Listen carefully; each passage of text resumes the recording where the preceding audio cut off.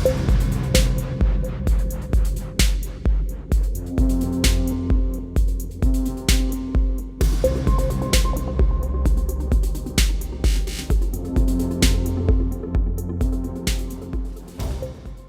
un placer y un gran honor para mí estar con ustedes esta noche de Ramadán en este conversatorio titulado La migración como factor de transmisión de la lengua, organizado en el marco de la Semana de la Lengua Española, coordinada por el Instituto Cervantes de Rabat, junto a las embajadas de los países hispanohablantes. En este caso, agradezco a la Embajada de México, que organiza esta mesa redonda, por la invitación a moderarla. Precisamente agradezco al canciller José Ramón Lorenzo Domínguez, jefe de la Cancillería de la Embajada de México, y a Juan Antonio Cid Dávila.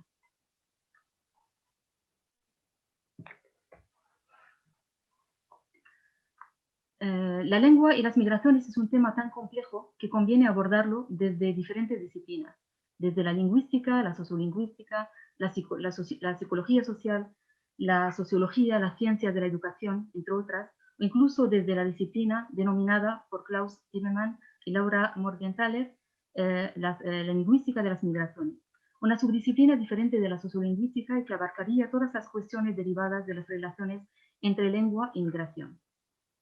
El español es una lengua cuya configuración remite a las migraciones que han realizado sus hablantes a lo largo de los siglos por el mundo. Es una lengua migratoria, como dice Francisco Moreno. Las migraciones de España y de Europa hacia América y el retorno de los españoles de ahí a España, los movimientos migratorios entre los mismos territorios hispánicos y las migraciones de América Latina a España y Estados Unidos, todos han marcado la configuración de la lengua española, que se ha enriquecido con el intercambio y la incorporación de elementos geográficos y sociales de diferentes entornos de procedencia. Con lo cual, la historia de la lengua española es muy compleja y las migraciones, tanto inmigración como inmigración, han sido un factor primordial para la diversidad lingüística que conforma el dominio hispanohablante. Y esto se refleja no solo en la historia de los países y territorios donde el español es lengua vehicular mayoritaria, como España, los países hispanoamericanos, Guinea Ecuatorial, Filipinas, sino también en los países donde existe como segunda lengua, como es el caso de Estados Unidos, por ejemplo. Sin olvidar que, remontando en el pasado, el contexto histórico y cultural de la Edad Media ha favorecido que se incorporen miles de palabras árabes a la lengua castellana de entonces, y que constituyen el segundo elemento más importante en esta lengua, que siguen presentes en el español actual. Lo cual demuestra que la historia de la cultura, y especialmente la historia de la lengua, es una historia viva y fluida, fruto de las interacciones culturales y sociales en las sociedades a lo largo de la historia. Tenemos el lujo esta tarde, o esta noche, según los países donde nos conectamos, de contar en esta mesa con la participación de 3 escritores de 2 continentes diferentes, de América y de África, que debatirán y reflexionarán sobre la difusión y expansión de la lengua española a través de los movimientos migratorios. Tenemos con nosotros, y les doy la muy bienvenida, tenemos con nosotros al escritor Iván Uriel Atanasio, de México, Gerardo Augusto Roa Ogando, de República Dominicana, y Fernando Ignacio Ondo Yang, de Guinea Ecuatorial. Bienvenidos todos. Un placer saludarles y les doy la bienvenida a Marruecos en el mes de Ramadán. Tendremos esta noche entonces la ocasión de escucharles y debatir sobre las implicaciones lingüísticas de las migraciones sobre el español como lengua materna y migrante, como lengua dominante y adoptiva, o adoptada, digamos, como una lengua alternativa en algunos contextos migratorios. Y tendremos también la ocasión de hablar sobre la experiencia personal migrante de nuestros participantes, y también sobre las varias formas del español, desde la experiencia de ser inmigrante, escritor, y finalmente también hablaremos de los retos del español en la era global. Pero en primer lugar, me gustaría presentar a nuestros eminentes participantes en esta mesa redonda. Empezaré con el escritor Iván Uriel Atanasio Medellín. Es escritor y politólogo y documentalista mexicano, considerado innovador de la narrativa testimonial y prosa poética hispanas. Es politólogo también por la Universidad Popular Autónoma del Estado de Puebla, de México, y maestro en letras españolas e hispanoamericanas por la Universidad de Barcelona. Su obra ha sido baluarte para la reflexión social en la literatura postmoderna latinoamericana, y sus textos han sido estudiados en universidades a nivel internacional. Ha sido galardonado con varios premios. Cabe mencionar, por ejemplo, el Premio Nacional de Aportación a las Letras Mexicanas, el Premio Bienal de la Academia Literaria de la Ciudad de México. Sus novelas El Surco, El Ítamo y El Muro, que constituyen la trilogía Apología del Encuentro, y sus poemarios Navegar sin remos y Puntos Cardinales, que abordan las relaciones humanas en la migración universal, han sido disertados en Latinoamérica, Estados Unidos, Europa y Asia. Iván Uriel es además miembro del Hispanic Writers de Norteamérica, de la Sociedad de Escritores de Chile y de la Academia Literaria de la Ciudad de México. Produjo varios documentales y su obra, nacida de la experiencia migrante, ha sido adaptada en cortometrajes, en obras de teatro y en radionovelas. También ha participado en eventos literarios y encuentros culturales en varios países de América del Norte, América Latina, Europa y Asia. Tenemos también, le doy la bienvenida, tenemos también con nosotros Gerardo Rúa Ogando, de República Dominicana. Gerardo es especialista en lingüística aplicada a la enseñanza del español. Actualmente es director de la Escuela de Letras en la Facultad de Humanidades de la Universidad Autónoma de Santo Domingo, donde es profesor investigador adjunto y profesor de análisis crítico del discurso en el posgrado del área de lingüística, y también es miembro del claustro menor de la universidad. Se formó en República Dominicana, en España y en Estados Unidos, siendo doctor en filosofía del lenguaje con énfasis en lingüística hispánica por la Universidad Internacional de Atlanta, Estados Unidos. Tiene una maestría en lingüística aplicada a la enseñanza de español por la Universidad Autónoma de Santo Domingo, un máster en filosofía en un mundo global por la Universidad del País Vasco de España, y tiene también muchísimas publicaciones. Mencionamos algunos de sus libros, por ejemplo, los publicados últimamente, como Taxonomía del Discurso, en 2016, La competencia morfosintáctica, Redacción académica, en 2019, Lingüística cosmológica y Cuentos del sinsentido. Hola Gerardo, bienvenido. Gracias. Tenemos también con nosotros a Fernando Ignacio Ondo Jeng, de Guinea Ecuatorial. Es investigador asiduo de cuestiones de derecho eclesiástico del Estado y de antropología lingüística, en concreto, sobre los afronegrismos en el español de Guinea Ecuatorial. Actualmente es decano de la Facultad de Humanidades y Ciencias Religiosas de la Universidad Nacional de Guinea Ecuatorial, de Bata, y profesor de Metodología de Investigación Científica Moral Fundamental, Ética y Lengua Española en la misma. Es también presidente de la Asociación de Centros Católicos de Enseñanza de Guinea Ecuatorial y es sacerdote diocesano de Bata desde 92.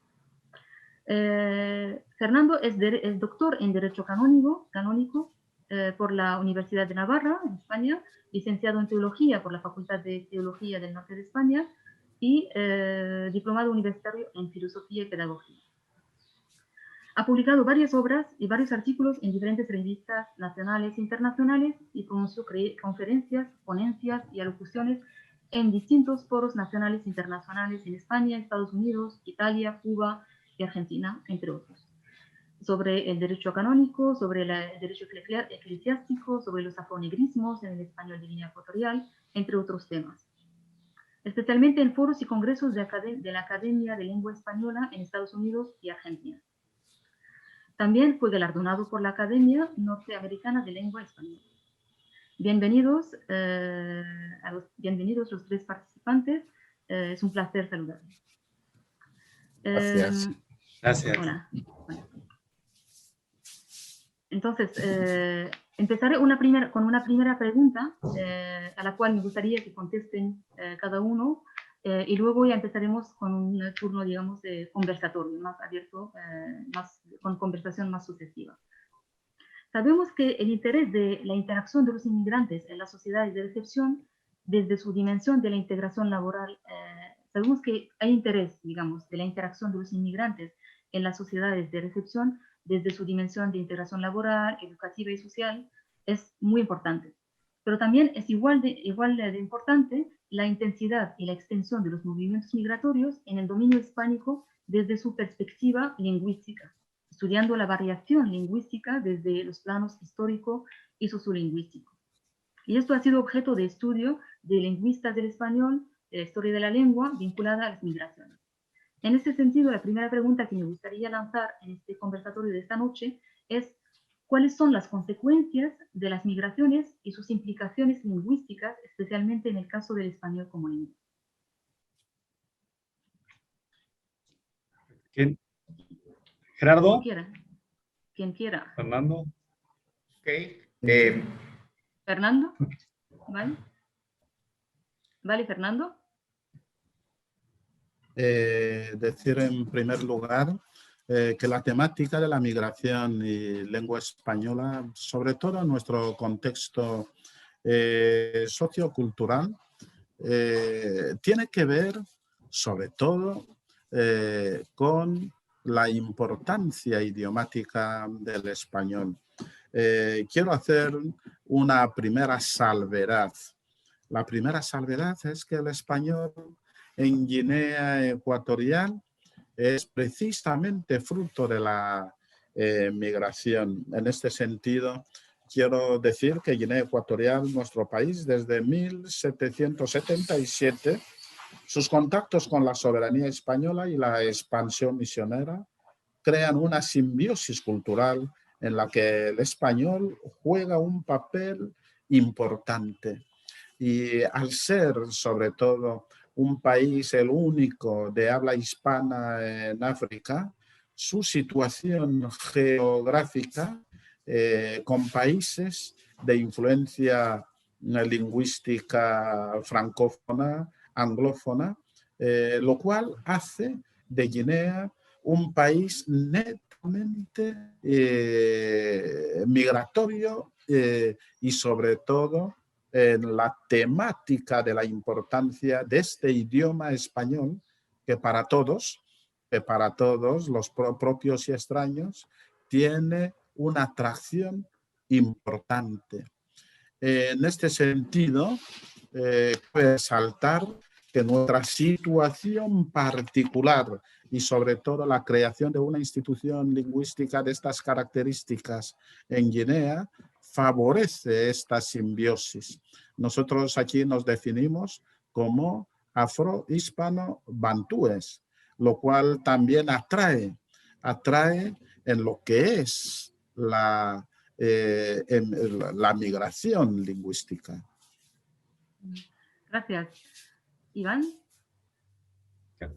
Sí, pues, muchas gracias, Naye, por la introducción. También gracias por moderar esta mesa. Yo estoy feliz. Antes que todo, quiero agradecer la oportunidad de participar en esta mesa, agradecer infinitamente todo el apoyo de quienes formaron parte de este proceso, por supuesto, al Instituto Cervantes y a David por todo el apoyo, y a la Embajada de México por haber tenido esta colaboración de incentivar la reflexión de la migración a través del canciller Lorenzo y también de Antonio Cid y por supuesto de la embajadora. Y quiero sobre todo también enviar un gran abrazo. Raye, nuevamente gracias por la moderación. Un abrazo a Fernando y a todas las hermanas y hermanos de Guinea Ecuatorial. Es efectivamente el único país de África donde el español es una lengua fundamental. Y por supuesto a Gerardo, también un abrazo, Gerardo, y a través de ti a todas las hermanas y hermanos de República Dominicana, que quiero decirte que es un país que yo quiero mucho y tengo grandes amigos, y algún día platicaremos escritoras y escritores de tu país. Y realmente esta mesa lo que nos permite es encontrarnos en la migración a través de la tecnología en un momento tan difícil como el que vive el mundo, pero estamos cercanos en la distancia a través de la cercanía del corazón, y nos une el español el día de hoy. De alguna manera, en nuestros países tenemos esta simbiosis cultural, la simbiosis y diferentes situaciones de la migración. Y en el caso de México, vivimos en un país que tiene una gran concentración de migración, tiene mucha población de diferentes países en nuestro país, y México también tiene una gran emigración hacia otros países. Entonces tenemos esta doble situación, esta dualidad en nuestras fronteras, pero también tenemos una riqueza lingüística increíble. Junto con Perú somos los países que más lenguas tienen como lengua materna. Nosotros en México tenemos al menos 64 lenguas maternas, además, por supuesto, del español, y esto permite que esta reflexión nos llegue muy hondo, porque es una reflexión importante, acorde al español, como esta lengua que tiende puentes, pero también es una lengua, por supuesto, como mencionabas al inicio de esta mesa, Raye, que puede tener diferentes matices, el matiz de una lengua dominante, el matiz de una lengua que que se adapta, el matiz de una lengua que viaja, y a través de la migración que va construyendo otros lenguajes, que ya hablaremos de ello en el caso, por supuesto, del español nuestro, que también lo compartimos con República Dominicana, cuando llega a otros países, especialmente a Estados Unidos, y construye una nueva forma de hablar, una nueva forma de transmitir el español, y que se encuentra en muchas ocasiones, y por eso sacaba a colación la República Dominicana, porque de repente hemos creado otro español entre dominicanos, salvadoreños, hondureños, mexicanos, etcétera, ¿no? Y tenemos una variación del español muy interesante. Bueno, solo esas palabras para iniciar y un honor compartir con ustedes. Muchas gracias. Gracias. Gerardo. Bueno, buenas noches y buenas tardes para lo de este lado del océano. Agradecer sobremanera la invitación a la embajadora dominicana por tomarnos en cuenta. Y por supuesto recibo con mucho beneplácito los saludos de Iván desde México y de Fernando. Es un placer de nuevo participar. La pregunta es oportuna y por supuesto me recuerda a un libro de un lingüista español, Enrique Bernardes, ¿qué son las lenguas? Ahí él establece que una lengua es el residuo histórico de otras lenguas. Y cuando observamos la historia misma de la lengua española, pues nos damos cuenta que desde el año 218, por ejemplo, antes de Cristo, cuando se coinciden los historiadores de la lengua en establecer que fue el año en que llegó la primera invasión romana a la península ibérica, y vemos cómo posteriormente otras migraciones contribuyeron a que de ser un latín vulgar generara en otros tipos de dialectos hispano-romanos ya con y un mozárabe posteriormente a raíz del 711 con la invasión musulmana hasta llegar al castellano, y luego cuando llega a América, pues por supuesto sigue la migración. Parece que, o no parece, ha sido ya demostrado a través de las investigaciones que el espacio y el tiempo son dos elementos que contribuyen a la formación de nuevas lenguas, y por tanto una lengua, como dice Bernardes, es esa simbiosis, ese conjunto histórico de sustratos de otras lenguas. Como decía Iván, el español dominicano, en nuestro caso, comparte varias características con el español caribeño, especialmente con el cubano, el puertorriqueño y el venezolano, que por supuesto cuando analizamos la historia nos damos cuenta que son fruto de ese desplazamiento de los primeros conquistadores que salían desde Sevilla a través del río histórico de Sevilla y cruzaban por las islas Canarias. Y aquí vamos a encontrar en la onomástica un conjunto amplio de expresiones, de nombres y de formas sintácticas y morfológicas que coinciden con las expresiones sevillanas, por ejemplo, y de las islas Canarias, hasta el acento y la entonación, la prosodia.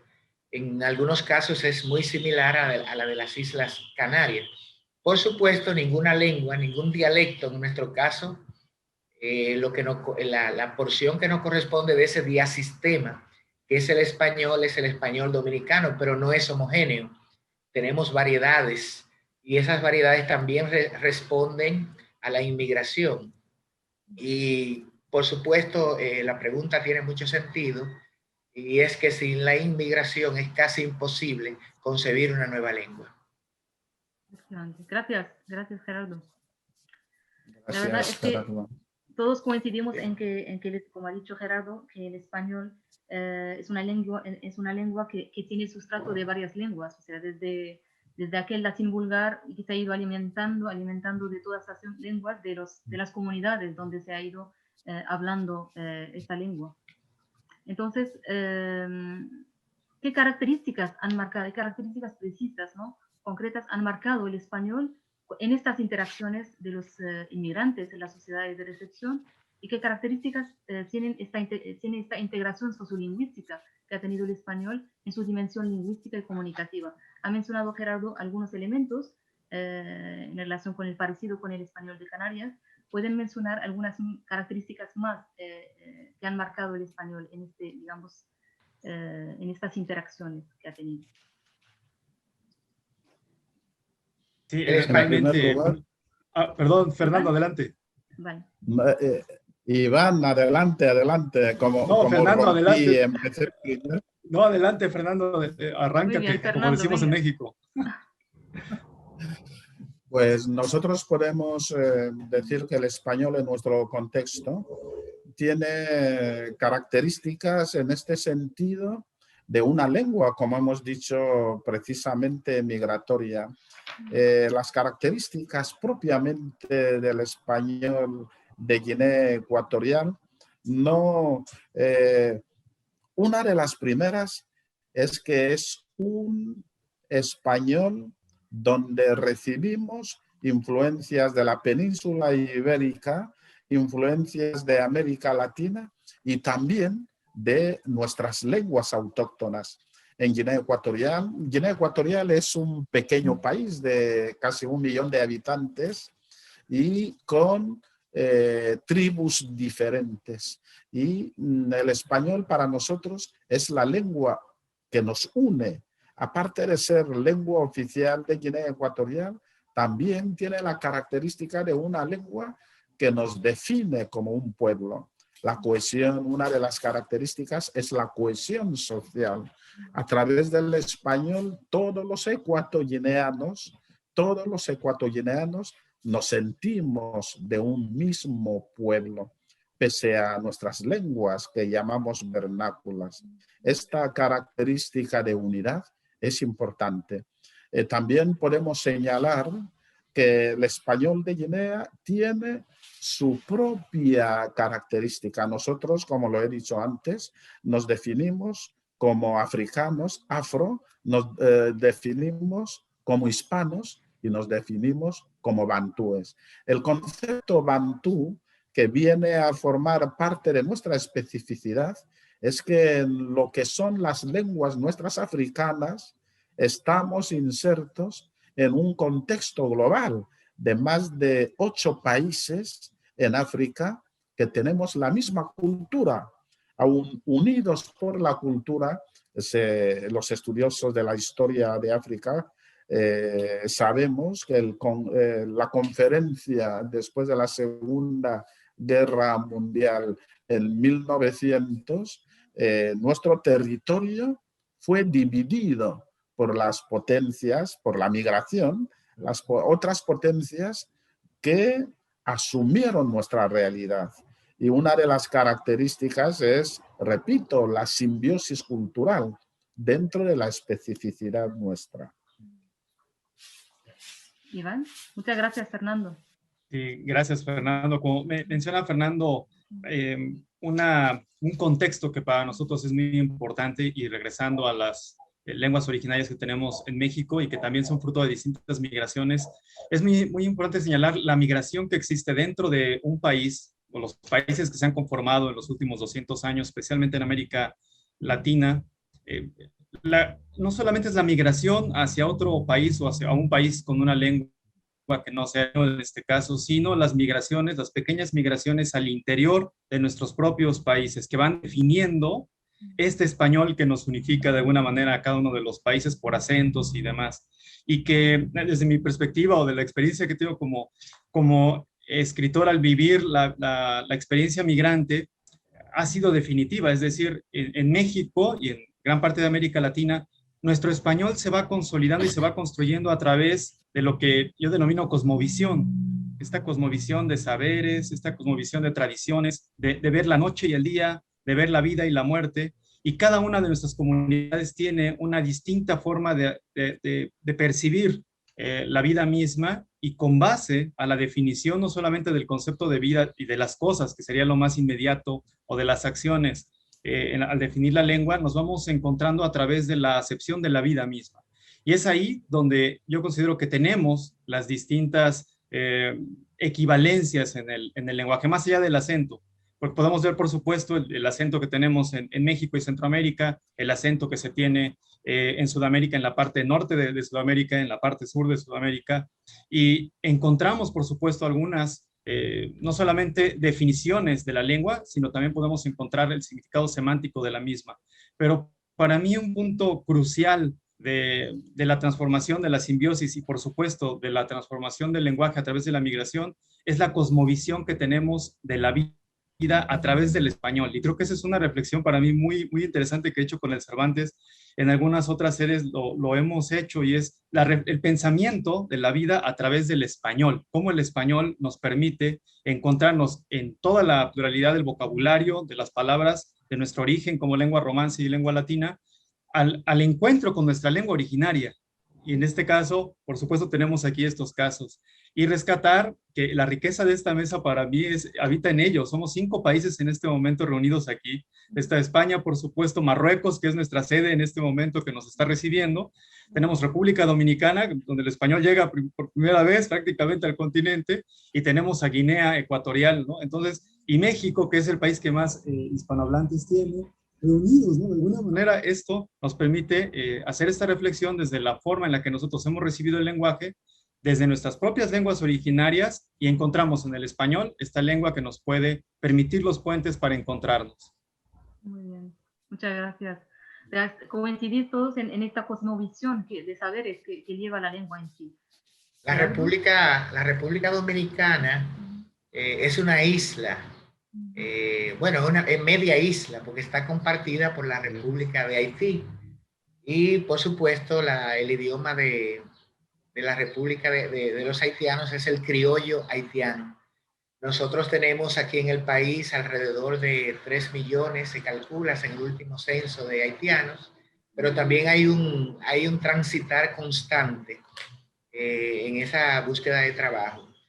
Por eso es natural que se hayan adoptado, ¿verdad?, algunas expresiones, y por supuesto, como decía Fernando en su primera intervención, no serán tan decisivas y tan impactantes como sí lo son las expresiones que ingresan al español a través del inglés por asuntos sociales y económicos y de prestigio que nosotros conocemos. Sin embargo, podemos decir, o no sin embargo, podemos decir que todas estas migraciones, sumando la migración venezolana, en el país actualmente hay más de 120,000 venezolanos que por razones que no escapan a nuestro conocimiento, sabemos que en muchos países no solo de Hispanoamérica, sino del mundo, como sucedió en República Dominicana y en otros países, en tiempos en que hubo circunstancias difíciles para la democracia y la vida civil, pues la inmigración se hizo patente. El español dominicano tiene unas características que, como dije ahorita, gracias a esa simbiosis, a ese conjunto, a esa gran diversidad, ha heredado unas marcas en el plano fonético, por ejemplo. En el plano fonético se hace el dominicano común, que sabemos que una lengua se compone por la unidad lingüística, que es lo que compartimos nosotros aquí, los académicos, y gracias a ello podemos entendernos, y por las diversidades o la diversidad de la lengua, ¿verdad? Que ahí están los dialectos, las variantes dialectales, lo que dificultaría, no imposibilitaría, pero sí dificultaría el flujo entre la comunicación, por ejemplo, de un hablante campesino mexicano de español y un hablante campesino cibaeño en la República Dominicana, como les decimos a los del norte acá, porque hay un conjunto de palabras que si bien existen, pero se utilizan para designar otras realidades. Pero en el plano fonético, por ejemplo, aquí se aspira la S intercalada. En lugar de decir después, por lo general se pronuncia después, se aspira y suena como una J. Igual sucede con la D. Por ejemplo, comprado, se aspira a la D y un hablante común diría comprado. Como dije, esa es una característica que se comparte en Cuba, en Puerto Rico y en Sevilla, en Málaga. He escuchado y he leído las investigaciones que ha realizado, por ejemplo, el lingüista Orlando Alba en el español de América y de España. Y entonces coinciden con esas características. Una característica que compartimos, por ejemplo, con Puerto Rico es el landacismo, que consiste en pronunciar una L en lugar de una vibrante simple, de una R. En vez de decir amor, amol. Por supuesto, es en el español común, amol, por favor, y así por el estilo. Y en otros casos lo que se hace es que se elide la vibrante simple al final de una palabra. También se utiliza intercalada en el centro de una palabra como una, pero no lambdacismo, sino un rotacismo, que es propio de la región suroeste. El lambdacismo es propio de la capital, de Santo Domingo, y de la parte este de la provincia de Higüey, que colinda, si no estuviera ahí el canal de la Mona, colindáramos con Puerto Rico, con Mayagüez específicamente. Se utiliza mucho ese lambdacismo que mencioné, ese uso de la L en lugar de la R. Pero del otro lado, del sur, en el suroeste, entonces aquí predomina el rotacismo, que coincide con el norte de Venezuela y en Santiago de Cuba. El rotacismo es esa articulación duplicada de la vibrante simple, y también ese cambio que se hace en lugar de una lateral, de una L, por ejemplo, calma, la gente dice karma, cármate, cármate muchacho, cármate. Esos son algunos fenómenos o metaplasmos del español dominicano. En el Cibao existe un fenómeno que según los estudios solo existe en esa región, en el norte o Cibao dominicano, que es la vocalización. La vocalización consiste en pronunciar una I en lugar de una R y una L. Por ejemplo, camináis, coméis, y así por el estilo. Y debido a esa vocalización, los lingüistas han identificado, el doctor Carlisle González Tapia, Celso Benavides, Irene Pérez Guerra, son nombres de lingüistas dominicanos que estoy mencionando, pero que están adscritos a la Academia Dominicana de la Lengua y también algunos de ellos a la Real Academia de la Lengua Española. Han descrito la ultracorrección, que consiste en emplear un sonido errado por pensar que así es como debe serlo, por elidir la I, esa I, de esa vocalización tan marcada, que es propia de la región del Cibao. Por ejemplo, por decir fino, dice, tú estás fisno. O por decir, cuando uno dice, hay personas en este sector, como la I es la característica vocálica que es propia de la región, si la persona está expresándose ante un individuo que entiende, un hablante que entiende, que tiene condiciones cultas al hablar, entonces no quiere mencionar la I y cree que está mal pronunciada en la expresión ahí o hay. Y entonces dice al algunas personas por acá. Esas son características en el plano fonético del español dominicano que, repito, coinciden con algunas zonas y regiones de otros países. Ya en el plano sintáctico, por ejemplo, nosotros tenemos aquí la doble negación. Como aquí se liden las S, se liden. En vez de decir los niños, se tiende a decir los niños. Por supuesto, los hablantes académicos, escolares, cultos, pues, por supuesto, adquieren una forma estándar, como se le llama, de la que se aprende en las escuelas y en las academias. Sin embargo, los estudios indican que los hablantes cultos, los intelectuales dominicanos, eliden un 15% de las S al final de palabra y un 15% en posición intervocálica y consonántica, entre una vocal y una consonante.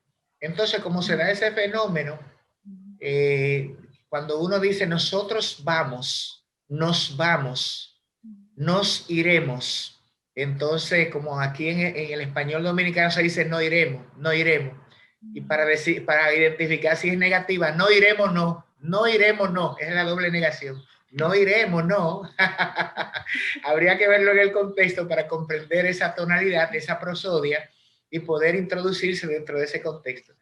Por supuesto, la función de la escuela y de las academias es un reto porque implica, si bien las variedades representan riquezas para una lengua, porque la cultura está ampliamente relacionada, es imposible poder deslindar la identidad de un pueblo, su cultura, y con ese conjunto de características y costumbres, de ritos religiosos y actividades, ya sean propias del comercio, de subsistencia, de la agricultura, dentro de otras actividades propias de la cotidianidad.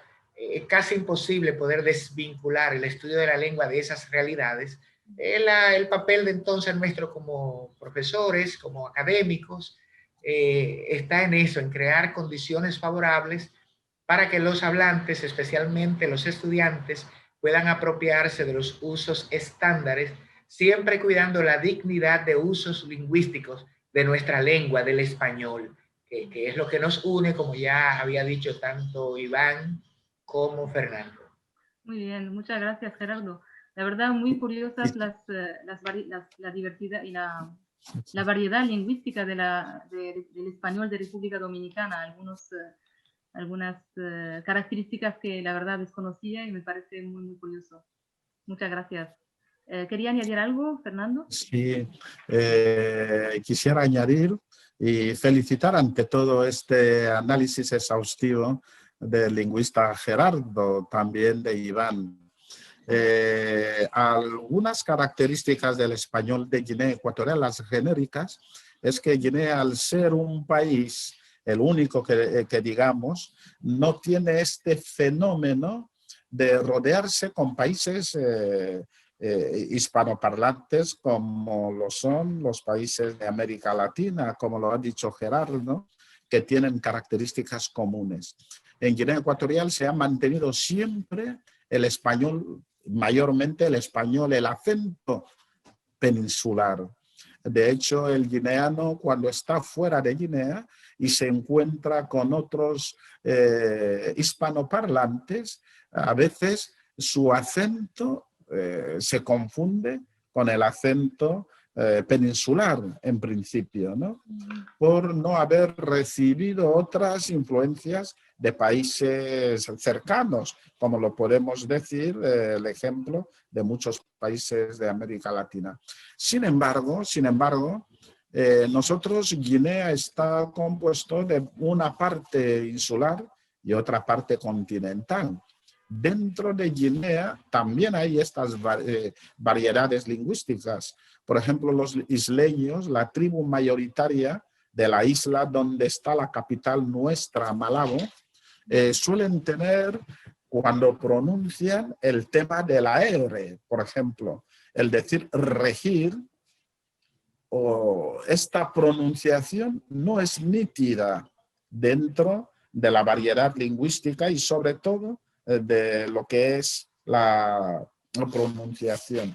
Lo mismo los continentales, en el español hay ciertas dicciones que no son correctas. Por ejemplo, el decir Isabel, como en nuestras lenguas vernáculas, la tonalidad I, y en los pueblos se dice en lugar de Isabel, dicen Exabel, porque la influencia de nuestras lenguas muchas veces hace que la estructura no sea respetada, ¿no? Y en lo que es la corrección misma aquí en Guinea, muchos en lugar de decir voy a, dicen voy en, que es una incorrección. Pero muchas veces nosotros en la academia estamos introduciendo algunas dicciones propias y pronunciaciones que caracterizan al español de Guinea Ecuatorial. Quería añadir estas características que son propiamente del español en nuestro contexto. Muchísimas gracias, Fernando. La verdad, esta aproximación lingüística que hacen nos acerca más al conocimiento de las variedades del español que hay en África y en América Latina. Me gustaría hacer, digamos, señalar que la cosmovisión de saberes, de la que han hablado un poquito antes de mencionar esas características lingüísticas, esta cosmovisión de saberes que está, digamos, en el español, también lleva en sí digamos, cabe recordar que el español, antes de ir a América Latina, llevó consigo la cosmovisión de saberes del Andaluz, ¿no? Con todo su bagaje árabe y bereber. Entonces, y aquello está presente en el español, tanto de la península como en el español de América Latina o incluso de África, ¿no? Y esto, la verdad, vale la pena recordarlo. Entonces, partiendo de esta reflexión conjunta sobre las distintas líneas que cohabitan los horizontes de la lengua española desde la migración universal que la han caracterizado, vamos abordando más temas específicos. Tenía una pregunta, pero creo que hemos señalado algunas cosas, la vuelvo a poner, a plantear por si quieren añadir alguna cosa más específica. La pregunta es, ¿cuáles han sido los temas específicos que han interesado la lingüística tradicionalmente a propósito de las migraciones hispánicas en relación con las personas, las sociedades y las lenguas? Creo que Gerardo ya ha mencionado algunos elementos. ¿Y cuáles son los que preocupan más en la actualidad?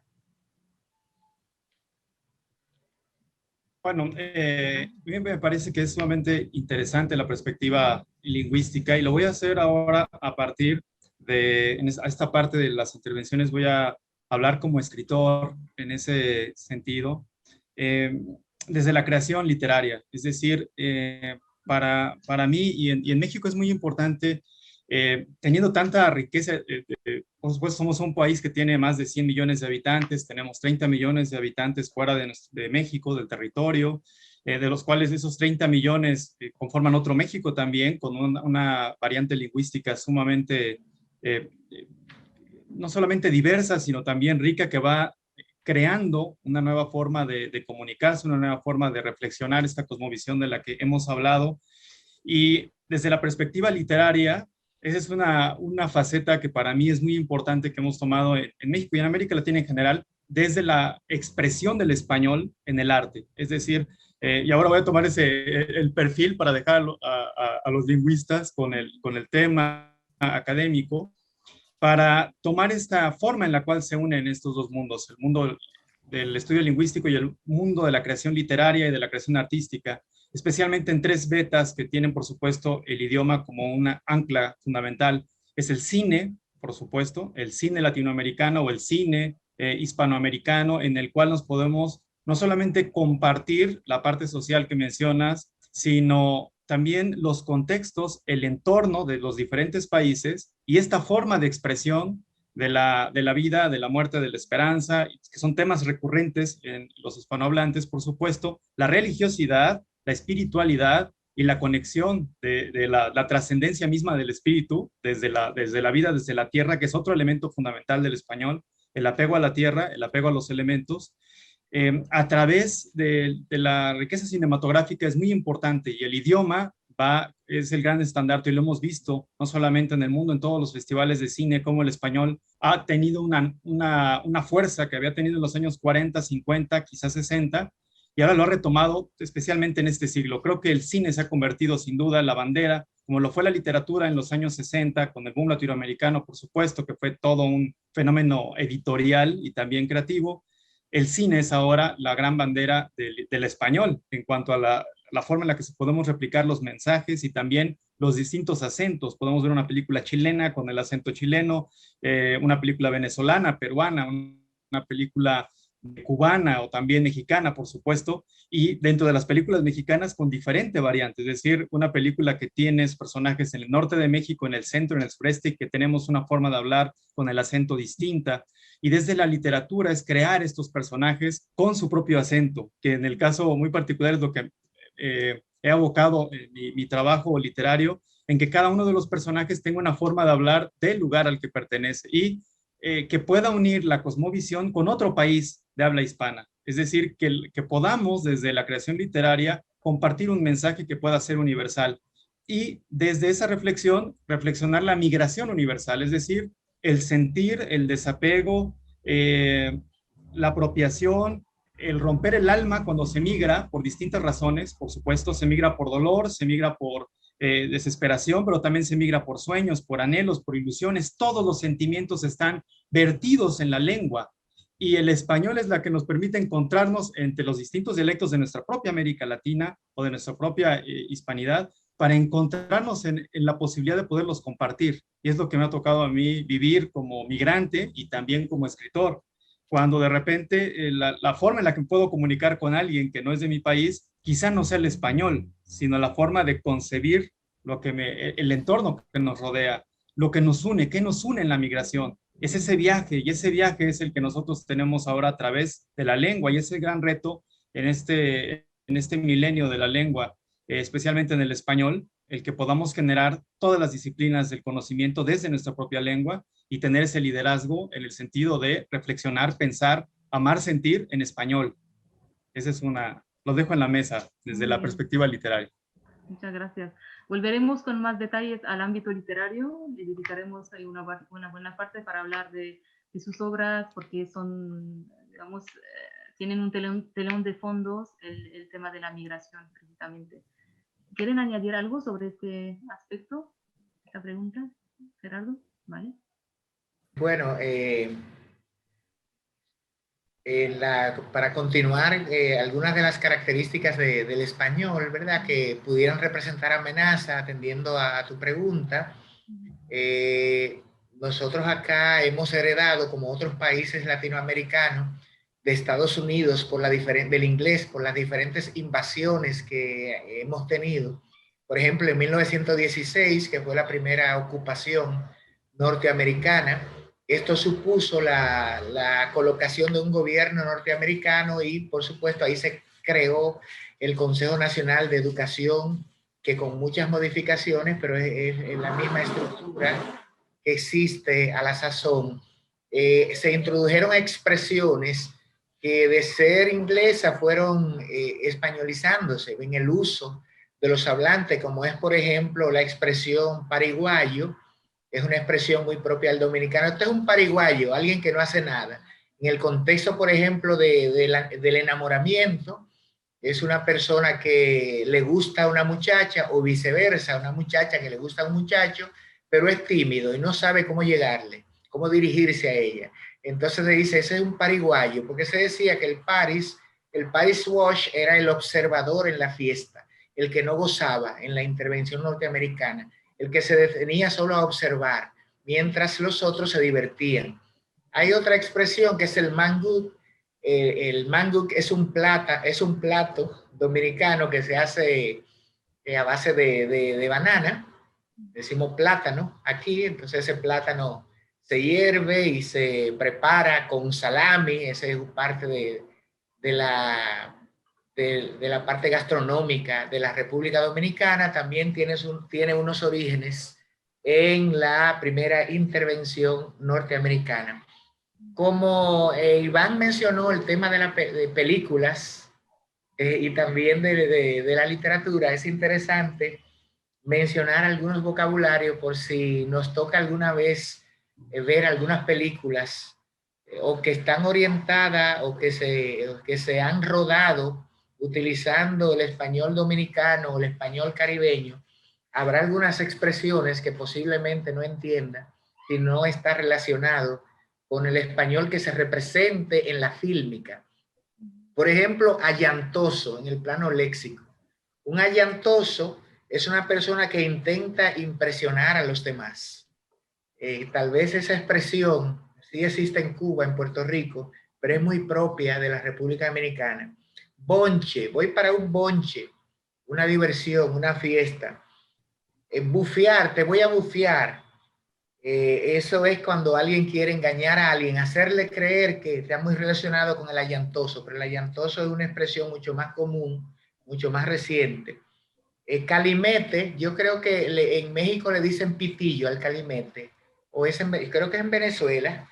Aquí el solvete, que es el instrumento que se utiliza para beber, para tomarse un jugo, algo así, o un café. Pitillo, creo que pitillo, si se le dice en Venezuela. Dame un chin es un poco. Dame un chin, por favor. Eso es muy dominicano, el chin. Creo que no existe ningún otro español del área. El concho, que es un transporte urbano, pero también es una interjección es una locución interjectiva, porque la gente dice concho, caramba, en sustitución, por ejemplo, de la locución interjectiva más obscena que tiene nuestra lengua española, que es común a todos los idiomas, a todos los dialectos, al diasistema completo, y que por supuesto por el espacio no voy a mencionar aquí. Cuarto, aquí nosotros le decimos cuarto, a lo que en México Iván le dicen, ¿cómo es chavo? Los chavos. Y en, ajá, en Venezuela plata, en Venezuela le dicen plata, los cuartos, es al dinero. Yo no tengo cuarto, dame cuarto. Pero también cuarto es una habitación, es un aposento, cuarto, aquí. Voy para el cuarto, así por el estilo.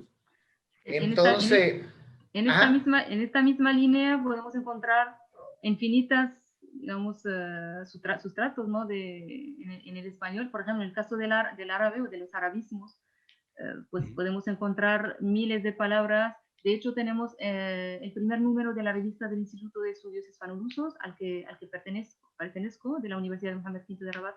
En su primer número de la revista La Erfan, del mismo instituto, hay un artículo precisamente que habla de los arabismos, de todas esas palabras que están en la actualidad en el español y que muchos españoles a lo mejor desconocen que son palabras derivadas del árabe, y que podemos encontrar en todos los ámbitos, en el ámbito de la economía, en el ámbito de la agricultura, en el ámbito de utensilios de cualquiera, ¿no?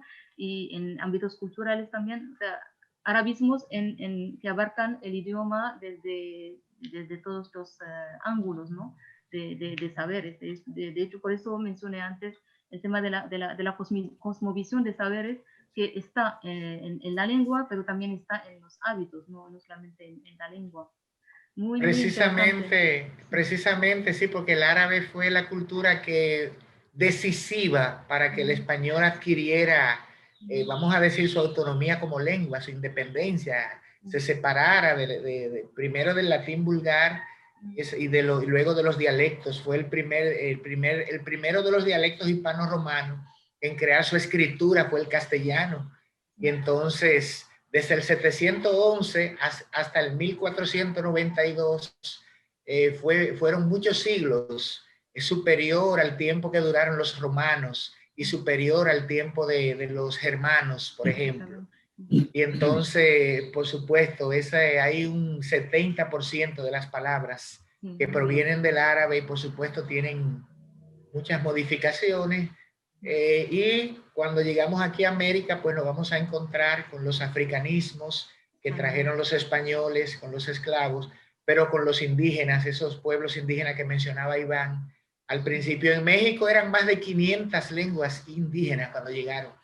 Aquí era el taíno, se dice, pero no quedó nada porque el gobierno de Nicolás de Obando y con la parte de las encomiendas, dicen los historiadores que exterminaron a los pocos indígenas y los que quedaron se fueron huyendo hacia Venezuela. Pero sin embargo quedan expresiones que son indigenistas. Entonces vemos sí que hay una cosmovisión, por supuesto. No podemos hablar de un español así de manera aislada, como que tiene unas características que son totalmente autóctonas, sino que hay que ver la historia y cómo hay ese sistema, vamos a decir, cosmológico, si pudiera decirse. Y el futuro también, porque las previsiones sociológicas y demográficas apuntan a un aumento más de los movimientos migratorios en los próximos años a causa de la globalización, de la economía y la urbanización masiva, y lo cual va a generar más y va a afianzar más los fenómenos de interconectividad y de ciudades globales. Interconectividad, este concepto acuñado por Mauret y Morris, y de las ciudades globales. Me gustaría que en esta línea de sociedades globales, de sociedad red y de ciudades globales como Madrid, Barcelona o Miami, donde se habla español también, ¿qué consecuencias tendría eso sobre las lenguas, sobre el español? ¿Cómo evolucionaría el español en estas ciudades globales donde podemos encontrar otras lenguas? ¿Y qué modelos, en este sentido, qué modelos y qué normas hay que establecer para el uso de la lengua? No para protegerla, pero en este caso para que se mantenga un uso de alguna manera normativo, ¿no? unas ciertas normas de aceptabilidad para el uso público del español en los medios de comunicación, en los servicios y la escuela. Permítanme, antes de entrar en la cuestión interesante de Rajay, quisiera añadir sobre el tema de la cosmovisión y la riqueza. El presidente de la SALE y el actual presidente de la Real Academia Española tiene una obra que tiene que ver mucho del tema que estamos hablando, titulada Hablamos el mismo idioma, donde va analizando todo lo que decimos de la cosmovisión, toda esta riqueza idiomática desde la aportación del árabe al español actual, desde toda la conceptualización de lo que se llama en América quizá indigenismo, y nosotros estos estudios lo llamamos mejor afronegrismos, por ejemplo, ¿no? De los esclavos negros que se llevaron al Nuevo Mundo. Entre ellos creaban ciertas palabras que aún siendo exterminados se fueron conservando, ¿no? Y estas expresiones enriquecieron el idioma, nuestro idioma común. Y quería añadir dentro de esta visión global, por ejemplo, lo que es propiamente el español, nuestro enfoque ahora en la Academia Ecuatoguineana de la Lengua Española, es colaborar en lo que llamamos trabajos panhispánicos. Y eso tiene mucho que ver con la cosmovisión, porque hoy por hoy, anteriormente se hablaba de diccionario de la lengua o de la Real Academia Española. Por ejemplo, todo este trabajo enriquecedor, porque claro, el español, el idioma lo crean los hablantes. Y en este sentido, el proyecto de diccionarios panhispánicos, libros de estilo panhispánico, incluso gramáticas panhispánicas, hace que todos los que hablamos el mismo idioma investiguemos y podamos introducir nuevas dicciones, pero guardando la unidad. Creo que tal fue el tema. Se dice que la primera, después de las independencias, se pensaba que sobre todo la riqueza cultural y del español en los países de América Latina, después de las independencias, cada país iba a crear su propio idioma. Sin embargo, la unidad que supone hoy la Asociación de las Academias de la Lengua, incorporando muchos elementos de otras culturas, de otros acentos, es un elemento importante para esta cosmovisión y esta unidad, guardando cada especificidad. Y este elemento es enriquecedor y muy importante para nuestro idioma común. Quizá la riqueza de los más de 600 millones hoy por hoy que hablan el español es por esta riqueza, ¿no? Palabras de origen árabe, palabras introducidas, por ejemplo, México mismo, Estados Unidos con 45 millones de hispanohablantes, y creo que es una riqueza que hemos de conservar. Ya es hora para entrar a un tema literario. Hemos hablado bastante de aspectos lingüísticos. Me gustaría que hablemos ahora de aspectos así más, digamos, más literarios, ¿no? Porque sabemos que el español también es un sujeto literario, es un tema, la migración es un sujeto literario también. Es, como mencionó Iván antes, la migración muchas veces es motivada por amor, ¿no? Y esta migración la podemos, se puede plasmar en obras literarias escritas por migrantes, ¿no? El español entonces como lengua, tanto como lengua dominante como lengua adoptiva, que podemos encontrar en obras de escritores que no son hispanohablantes, pero que luego adoptan el español para escribir, En este caso lo podemos encontrar en muchísimos casos de escritores marroquíes, por ejemplo, que escriben en español y escriben incluso en catalán, ¿no? En las otras lenguas oficiales autonómicas de España, como el caso, por ejemplo, igual lo conocen, de Najat Hashmi, que es una escritora marroquí que escribe en catalán y en español. De hecho, su última novela, la primera escrita en español, ha ganado el premio Nadal, el prestigioso premio Nadal. También es conocida por su ensayo titulado Siempre han hablado por nosotras, sobre el feminismo y refleja su perspectiva feminista, ¿no? Su novela escrita en catalán, el último patriarca, también ha sido ganadora del prestigioso premio de letras catalanas Ramon Llull. Encontramos otros escritores jóvenes también, por mencionar los más jóvenes, Said Qadawi, también, que escribe en catalán y en español. Puedo mencionar, por ejemplo, sus obras Límites y Fronteras, No, Cartas al meu fill, un català de Socarrel Gairebé, y por último, su última novela, Radicales, una reflexión sobre la identidad. Puedo mencionar también otra mujer, Leila Khrouch, que acaba de publicar en catalán, Que Allah me perdone, o también Mohamed Lemrabet, con su primera novela, Un solar abandonado, que ganó digamos, mucho, ha tenido mucho éxito, ¿no? Entonces, son todas obras escritas por hijos de marroquíes que nacieron en Marruecos, pero se trasladaron a España a una edad muy temprana, y sus obras plantean cuestiones de la identidad de origen árabe-musulmano. Sus obras, por ejemplo, se centran en alguna crítica de las tradiciones, como el caso del Hashmi, crítica del integrismo, o otras que invitan a repensar la identidad, como el caso de la obra de Said Qadawi, o el caso de la obra del Mrabat, que plantea el dilema de la partida, ¿no? que vive el inmigrante, digamos, eterno dilema de haber partido, haber abandonado el país de origen. Entonces, muchos de los escritores mencionados dejan plasmado en sus obras huellas también huellas de su lengua materna, en este caso el árabe o el rifeño. Entonces encontramos obras escritas en español, pero que se nutren también, aparte de la cosmovisión del país de origen de cada uno, también de un bagaje cultural. También se plasman ahí palabras del país de origen.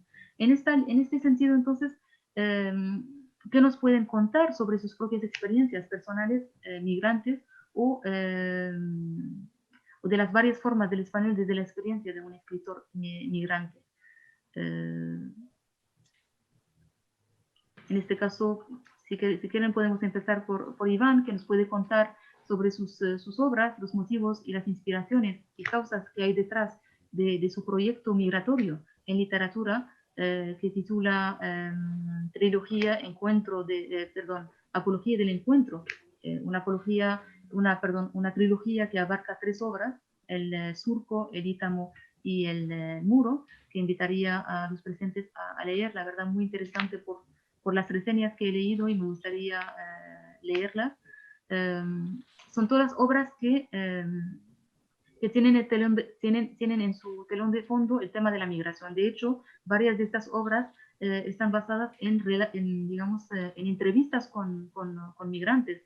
Algunas, por ejemplo, como el caso del El Surco, por ejemplo, la primera, el autor, Iván, entrevistó a personas migrantes, y en este caso, pues la obra contiene 180 historias. El caso, por ejemplo, de Ítamo es un relato íntimo de la migración, y constituye, es el segundo de la trilogía. Es un ejercicio de la memoria. Me recuerda un poco la obra del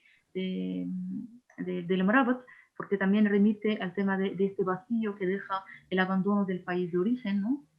Y esta búsqueda incesante de este ítamo, esta planta que cura todo, ¿no? Que curaría en este caso el dolor de abandonar el país de origen. El Muro también, en la última de la trilogía, también conjuga este testimonio y ficción para describir la historia de las personas que buscan reencontrarse desde la identidad. Entonces vemos que estas letras, digamos, el tema de la migración presente en las letras, siempre tiene en el fondo el tema de la identidad presente, ¿no? Me gustaría en ese sentido que Iván nos cuente los motivos que hay detrás de estas obras, que nos cuente como el tema también de cómo están presentes varios acentos, como dice en alguna de estas obras, dice en alguna entrevista que están presentes 16 acentos en una de estas obras, creo que era el Ítamu. Y me gustaría también que los demás, Fernando y Gerardo, también que nos hablen de su experiencia también migrante, porque ambos han estudiado también fuera. Empezamos con Iván. Sí, muchas gracias. Sí, bueno, quería hacer un comentario muy breve para dejarlo ahí más adelante en la reflexión respecto al futuro de las ciudades que mencionaste y de las ciudades que son cosmopolitas y demás desde el español. Solamente dejar ahí que hay una beta que en este siglo nos ha unido en la construcción de estos nuevos lenguajes, de estas nuevas formas de expresión, y es sin duda, y creo que estarán de acuerdo conmigo, la beta musical. Es decir, la música, especialmente en este siglo, ha sido impresionante la forma en la que el español ha sido adaptado de distintas formas. Hay a quien le gusta y a quien no le gusta, pero de hecho en Miami es el centro creativo junto con Nueva York de esta nueva música que por supuesto tiene una influencia de Colombia, de México, de Sudamérica, y que sin embargo va construyendo nuevas formas de expresión, y ya después lo hablaremos. Y también uno de los grandes retos de este milenio es para el español el tema de género, que es fundamental, el tema de género, y que sin duda, especialmente en la literatura, ya comienza a ser un tema de análisis en la creación literaria. Pero bueno, son temas que ahí dejo para reflexionar a futuro dentro de esta mesa. Bueno, la trilogía Apología del Encuentro nació cuando yo era pequeño, cuando yo era niño. Mi padre migró a Estados Unidos, y la forma en la que yo tenía para poder construir una realidad alterna, comprender lo que sucedía en torno a la familia y en torno a mí mismo, y comprender las razones también por las que se había migrado, por distintas situaciones, por supuesto. Para mí, la forma en la cual yo pude encontrarme fue a través de la literatura y de crear una realidad alterna. Y a partir de ahí, el poder soltar la pluma. Yo tenía 9 años y mis cuentos se publicaban en una universidad en Veracruz, en México. Y ese fue mi primer acercamiento con la literatura, y al mismo tiempo con la migración fueron de la mano. Años más tarde, cuando yo estoy ya en la universidad, platicando con mi padre, quien ya había regresado de esta experiencia, yo le dije que quería, yo estaba estudiando ciencias políticas, y para mí era muy importante el trabajo comunitario y social, el poder encontrarme en las huellas de mi padre, saber dónde había trabajado, dónde había estado, dónde había dormido, cuál era el trabajo que desempeñaba. Y entonces yo tuve la experiencia de hacer exactamente el mismo trabajo. No podía recibir un salario, pero sí podía desempeñar el trabajo. Y entonces El Surco, que fue esa primera novela, se crea a través de las historias de quienes compartieron conmigo el trabajo en las cocinas, un trabajo que comienza de 3 de la mañana a 5 de la mañana aproximadamente, que a esa hora hacíamos los lunches y se preparaba la comida de 300 o 400 trabajadores que vivían en un campo de trabajo, la mayoría de ellos para trabajar en el campo. Y después de las 5 de la mañana había que ir a un lugar donde se reunían 1,000 trabajadores por lo menos 1,000 trabajadores entre mujeres y hombres que buscaban un espacio en las cuadrillas de trabajo. Si lograbas entrar a la cuadrilla de trabajo, te esperaban jornadas de 10 o 12 horas, a veces más horas, con temperaturas impresionantes, especialmente en el verano, 40 grados bajo el sol, con mucha fuerza. Y entonces tuve la experiencia y la oportunidad de trabajar en la pizca de chile, en la cosecha de chile, o sembrando fresa. Y a través de estas experiencias y de mis compañeros, también donde yo vivía, que era una barraca muy chiquita, un lugar, un cuartito, como mencionaba Gerardo, un cuartito, ahí vivíamos. Entonces, todas las historias que estaban alrededor las fui anotando como en una bitácora. Cada una venía de diferentes países. Venían de Honduras, de El Salvador, de Nicaragua, de diferentes estados de México, y las razones eran diversas. Muchas de mis compañeras, colegas habían migrado por violencia intrafamiliar, por violencia en sus casas. Viajaban también, por supuesto, porque no había una oportunidad de ingreso. Otros más eran 3 veces migrantes, habían migrado cruzado 3 países para llegar a México, o habían cruzado la frontera sur de nuestro país y después cruzar también a Estados Unidos, y así se conforma el Surco, que es esta novela que les enseño aquí. Este es El Surco, que está integrada aproximadamente 80 historias, todas entrelazadas con diferente acento, y a quien agradezco la idea para poder hacer esta novela fue, en paz descanse, al maestro Sergio Pitol, que es un escritor mexicano a quien yo admiré mucho, y en la misma ciudad en la que yo vivía, y él me orientó en esta forma de poder plasmar desde las letras la migración, pero sobre todo la causa, la razón, el motivo por el cual se migra y también por el cual se persigue el mismo camino, se va construyendo un camino. Por eso es el nombre del surco, porque en el surco coexisten, cohabitan, y de alguna manera nos encontramos en una palabra que para mí es fundamental, es una palabra que yo amo, que es la otredad, y que de hecho en algunas investigaciones en las que me he podido unir con escritoras y escritores de Marruecos, ha sido la otredad desde el mestizaje, la otredad desde la migración, y es vernos reflejado en la otra y en el otro, a través de este dolor, pero también del anhelo por el cual se migra, por estas razones por las cuales se migran.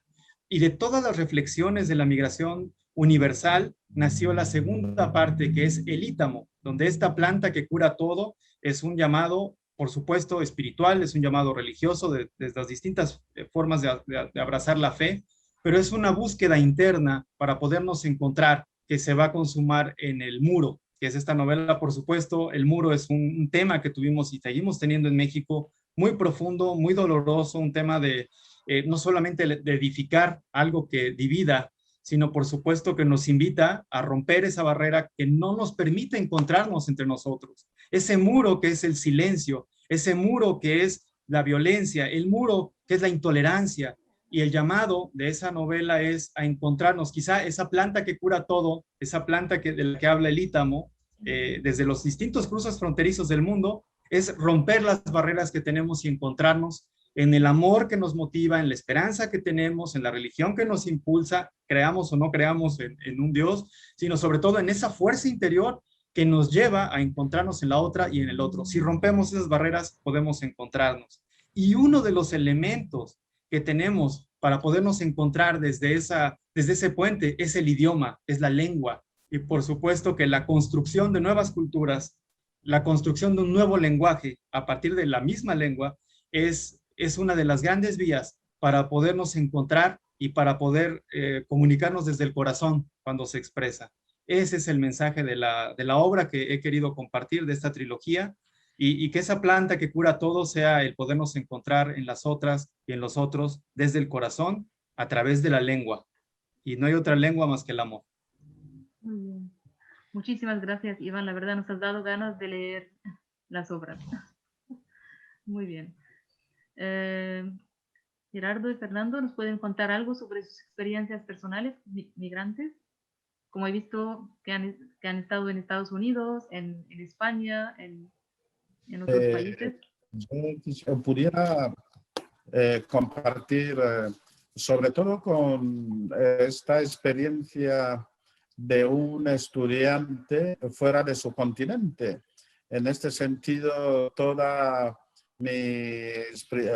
los estudios superiores universitarios fuera de Guinea y sobre todo en España, y para la graduación uno va buscando temas afines.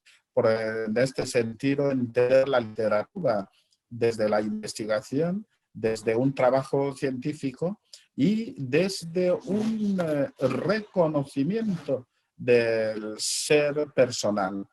En este sentido, los trabajos míos de graduación siempre han tenido que reflejar la situación real de mi país, la situación de un tema afín que pudiera aportar algún elemento en mi contexto. En este sentido, una de las experiencias es mi primera investigación fue el estudio de la filosofía, es decir, el estudio de la filosofía desde el concepto bantú, desde la visión africana. En este sentido, claro, los lectores, los compañeros, muchos conceptos no lo entendían hasta que uno va definiendo estos conceptos y hacer que viva la realidad del autor. Por tanto, es en las investigaciones hechas en nuestra lengua común, que es español, con otra gente de culturas diferentes, es una experiencia descomunal. Para lo que ha dicho en este sentido Iván, es una experiencia de comunión, es una experiencia de espiritualidad y también es hacer prevalecer lo que uno ama, que es su propio ser cultural. Gracias. La novela, la literatura en lengua hispánica, en lengua española, la poética hispanoamericana es la más rica del mundo. He leído en varios críticos y teóricos. Y por supuesto el tema de la migración, la cosmovisión de un autor representada en una obra literaria, como nos enseñó el marxismo, es producto de su historia, de su relación con los diferentes contextos socioculturales a través de los cuales va construyendo su sistema de representación mental, su cosmovisión, lo que estamos diciendo. Y esto, pues, por supuesto, es muy importante al momento de producir una obra literaria. Nosotros tenemos escritores importantes en lengua española que viven en los Estados Unidos, le dicen los escritores de la diáspora, otros no prefieren que le llamen así, porque piensan que siguen siendo dominicanos independientemente del país en el que vivan, y que la lengua española, el español, siempre será la lengua de su alma, la lengua de su corazón. Tenemos a Junot Díaz, por ejemplo, que ha sido bestseller, ha ganado importantes premios, como en el 2008 que obtuvo un premio internacional, el Pulitzer, muy interesante. Pero también tenemos a Julia Álvarez. En República Dominicana, según un estudio que realizó el escritor Abelino Stanley, se han escrito hasta el año 2012, se escribieron 609 novelas desde 1980 a la sazón. Y en las obras que he tenido la oportunidad de leer, incluyendo mi propia novela, El regreso de Justin, la inmigración es un tema frecuente. Tenemos, por ejemplo, tomamos por ejemplo la novela de Marcio Veloz Maggiolo, a propósito de su fallecimiento a causa del COVID hace apenas una semana. Es el escritor, uno de los escritores más importantes, reconocido, de mayor reconocimiento, ¿verdad?, que teníamos acá, por la forma en que produce la literalidad de la obra y las representaciones. Por ejemplo, hay una que se llama Larga Vida. El personaje principal, narrada en primera persona, se llama Ramón, pero le dicen el cuerno. Nosotros sabemos lo que significa cuerno en Latinoamérica, en el contexto de Latinoamérica, sabemos por qué se le llama así.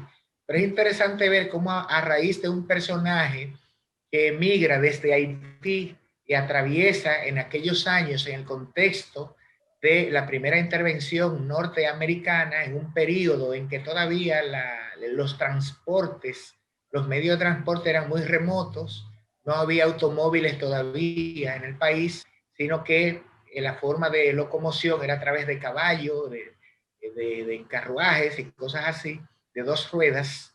Entonces, en torno a esa realidad, él monta ese drama de esa persona de sexo femenino, es Simián, que viaja a la isla en busca de un futuro mejor y se encuentra entonces con un jefe, con un patrón americano-italiano que comandaba, ¿verdad?, un grupo de ejércitos, y entonces tiene una relación forzosa con ella, la deja embarazada, y a raíz de ahí nace ese hijo, al cual le llamaron el cuerno, porque por supuesto ella había dejado a su marido allá en Haití, y entonces ese niño que nace sufre todo tipo de discriminación en ese sentido.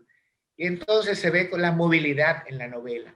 En el caso del regreso de Justin, que es mi novela, aunque es una narración, bueno, tiene algunos nexos con los Estados Unidos y con España, pero realmente se trata de un joven que después de haber salido de su municipio, de su pueblo, y haber estudiado fuera del país, un día decide regresar a sus orígenes e ir a visitar a su gente donde él nació y ver cómo está todo. Y entonces, en medio del trayecto, se encuentra con un huracán, una tormenta. Aquí en el área del Caribe son muy comunes las tormentas. No tormentas, huracanes o ciclones. En 1998 hubo un ciclón importante, el ciclón George. Supuestamente él se encontró en medio de esto, que se llevó casi una ciudad, acabó con una ciudad de la región sur. Ahí él quedó, perdió el conocimiento y es en su subconsciente que se desarrollan todas las acciones, ese regreso. Y entonces ahí empiezan las comunicaciones utilizando la forma del español campesino sureño en contraposición con la forma del español campesino cibaeño o del norte dominicano, y viene la confluencia y los recuerdos de la señora predicadora que se encuentra en el metro de Santo Domingo con un altoparlante diciendo arrepiéntanse para que el Señor con esa L en vez de Señor, el Señor no lo destruye en el fuego eterno del infierno. Se hace una representación de las hablas populares, de las poéticas del español en la novela que le admite cierta musicalidad y a la vez que se difunde, ¿verdad? Que se da a conocer la forma del español, pues hay algo que es lo que es propio de la literatura, que es ese goce estético, esa recreación. Y así vamos a encontrar otras obras literarias, novelas y cuentos que están inspirados en ese tema de la inmigración, como es el caso de la novela de Julia Álvarez, que es una dominicana que habla más inglés que español, pero habla español y escribe en español. Y hay otro de la generación de escritores más jóvenes radicado en los Estados Unidos. Tenemos a Reinhold Andújar, que también ha ganado premios importantes. Quizá Iván conozca a Reinhold Andújar, con novelas como Candela, entre otras. Tenemos a Pedro Antonio Valdés, por ejemplo, que ha sido Premio Nacional de Literatura con El Carnaval de Sodoma.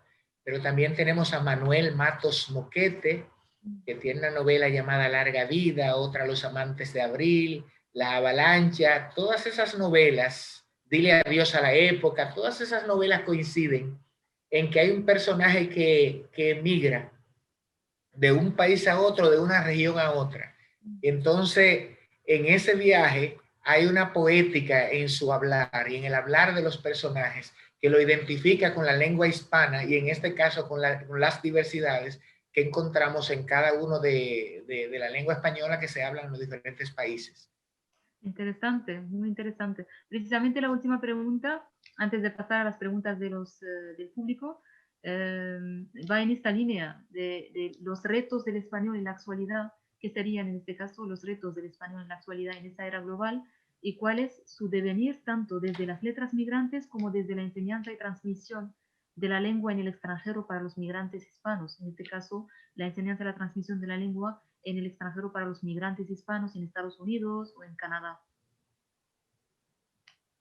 ¿Qué retos se plantean en este sentido? ¿Sí? Gerardo. Yo creo que uno de los mayores retos está directamente relacionado con la educación, porque si bien es cierto que las academias ni las escuelas y universidades están llamadas a decirle a la gente cómo deben hablar ni qué deben decir, esa no es tarea del lingüista. El lingüista describe cómo habla la gente, pero la escuela tiene un compromiso con la lengua y es enseñar la lengua en su forma estándar, la forma estándar de la lengua de cada país. Hay que decir que cada país tiene un estándar, es decir, tiene una forma sintáctica, tiene una forma lexical, tiene una forma morfológica y una prosodia y una entonación que es lo que lo hace distinto de otro país. No hay ningún dialecto que sea superior a otro, ni nada por el estilo. Hace mucho que las investigaciones en dialectología y en sociolingüística demostraron que un dialecto no es una degradación de una lengua, sino que es una variación y que en ese sentido todos hablamos como mínimo un dialecto. Tenemos el dialecto materno, pero si yo vivo un tiempo en México, pues claro que me voy a apropiar de la variante dialectal del español mexicano en el cual me estoy desenvolviendo, igual que en España o en Guinea Ecuatorial, etcétera. Entonces, en ese sentido, el reto, yo creo que el principal reto tiene que ver con los sistemas, voy a usar el plural, con los sistemas de educación de los respectivos países que tienen un compromiso, primero, como decía ahorita Fernando, de preservar la diversidad identitaria y lingüística de todos los grupos de hablantes. Y segundo, de fomentar el uso estándar de la lengua, las regiones lingüísticas, entendiéndose como ese conjunto de características que definen la lengua española, dependiendo, por ejemplo, de una profesión, de las diferentes profesiones que existen, pero también conjuntamente con los diferentes regionalismos y formas de hablar de un país y otro, de manera que los hablantes puedan aprender a contextualizar, respetando siempre la diversidad y viendo la diversidad como una oportunidad para crecer lingüística y culturalmente. Entonces, el principal reto tiene que ser, desde mi perspectiva, la educación, que si los sistemas de educación no son fuertes, no son sistemáticos en cuanto a los usos, y todos los profesores, independientemente de las asignaturas que estemos enseñando, si no asumimos que somos profesores de la lengua en la cual enseñamos, como establece Eugenio Coserio, un lingüista rumano, ya muerto, que enseñó mucho tiempo en la Universidad de Málaga, y también creo que impartió unos cursos en la Complutense de Madrid para principios de 1980. Este lingüista explica con claridad que todo el que enseña en una lengua es profesor de esa lengua, porque todo el que se enseña lo debe hacer en el sociolecto culto de la lengua, el sociolecto estándar. Por supuesto que la cultura es el conjunto de todo, pero cuando decimos culto, nos referimos a esa parte que le corresponde a la cultura escrita, ¿verdad? A la cultura también oral que se enseña en las escuelas y en las academias. Hay que convertir los espacios docentes en escenarios para la difusión de la lengua española en su forma estándar, sin menospreciar la gran diversidad que podemos encontrar en todos los países, que tienen que ver con la dignidad de cada hablante, de cada grupo de hablantes. Bien, gracias. ¿Quieren añadir algo, Fernando? Sí. Quisiera añadir a todo lo que ha recordado el lingüista Gerardo, la unidad del español dentro de la diversidad. Podemos agradecer a los estudiosos porque el español hoy por hoy son 22 academias de la lengua española, esperando que pronto se admita la de Israel, el reducto de aquellos que salieron de España y se establecieron. Entonces sería las 23 academias. Se está hablando de un grupo importante en Marruecos, que es la diversidad dentro de la unidad del español. Y creo que el reto que ya las academias están convencidos que los trabajos hoy por hoy para conservar el español tienen que basarse en la teoría de trabajos que llamamos o que llaman en las academias panhispánicos. Lo que hemos dicho, lo que creo que es la línea de Gerardo, en el sentido que hoy por hoy ya no son dialectos con una conceptualización peyorativa, sino buscar qué nos enriquece. Hemos hablado de palabras de origen árabe, palabras de origen africano, y vemos la aportación de palabras correctas en el idioma que nos une. Y el reto del panhispanismo en los trabajos de estilo, en los trabajos gramaticales, pero manteniendo siempre la unidad para no volver a lo que ocurrió hace siglos. Me refiero a perder el latín porque se fue segregando y no supieron incluso latín culto, latín vulgar, y el vulgar se convirtió en estas lenguas romances, entre ellas el español. Bien, gracias. Sí, Iván, adelante. Sí, yo solo para añadir una breve reflexión a lo que han comentado tanto Gerardo como Fernando. Me parece que el gran reto, además lo que mencionaba, por supuesto, desde la diversidad, el idioma adaptado también a los movimientos de género que son fundamentales e indispensables en este siglo. La música, repito, la música es vital, y amar el español, es decir, el español no solamente como una lengua que migra, sino también como una lengua que encante y como una lengua que reflexione en su propia lengua. Es decir, la generación de ciencia, la generación desde la academia, de distintas disciplinas, tiene que también generar una publicación de textos, artículos e investigaciones en español. Se tiene que pensar en español, se tiene que amar en español y encantar con nuestra lengua, porque para que la lengua siga viva necesitamos que se hable y que el español esté en todos lados y que se transmita desde todas las variantes que tenga la lengua, nuestro hermoso español, como lo hablemos en cada uno de nuestros países, que sea esta diáspora del español, y lo hablo como un mexicano que, como repito, siendo un país que tiene más de 100 millones, 130 millones de hispanohablantes, y que tenemos esa responsabilidad también en Estados Unidos, por supuesto, en esta creación de otro México y de compartir con nuestros hermanos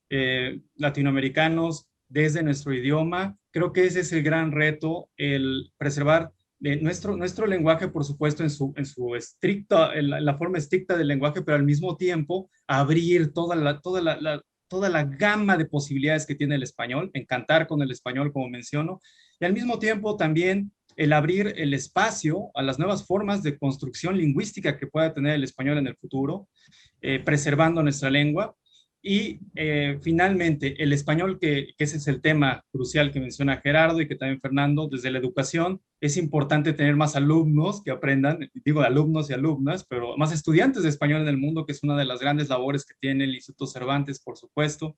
A mí me apasiona lo que más allá de la reflexión migrante, en cada lugar que he tenido la oportunidad de compartir, en países que no tienen, por supuesto, el español como lengua materna, cuando nos encontramos desde el español y lo quieren aprender porque les gusta la literatura, porque quieren leer nuestra literatura en su idioma original, porque quieren ver nuestras películas o escuchar nuestra música, personas que no hablan el español como lengua originaria, o que lo estudian como un segundo lenguaje, eso es extraordinario, porque eso nos llena el corazón y el alma cuando alguien quiere aprender nuestra lengua, y creo que ese es el gran reto, que sigamos llevando como esta diáspora nuestro hermoso idioma de Cervantes.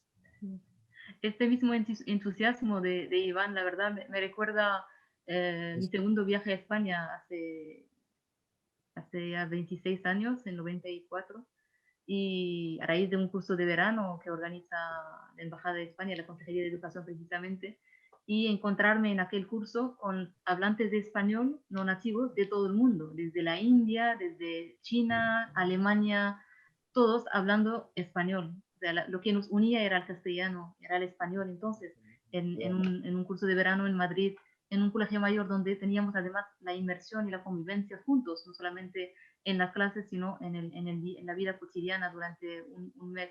Y la verdad era emocionante ver personas hablando español desde diferentes partes del mundo.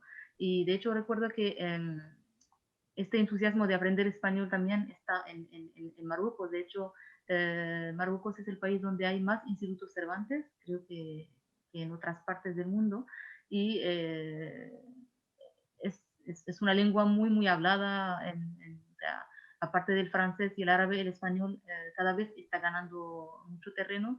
De hecho, incluso en el día a día, paseando por la calle, vamos escuchando gente hablando en español. Ya es más común que hace 20 años, ¿no? Y esto es fantástico.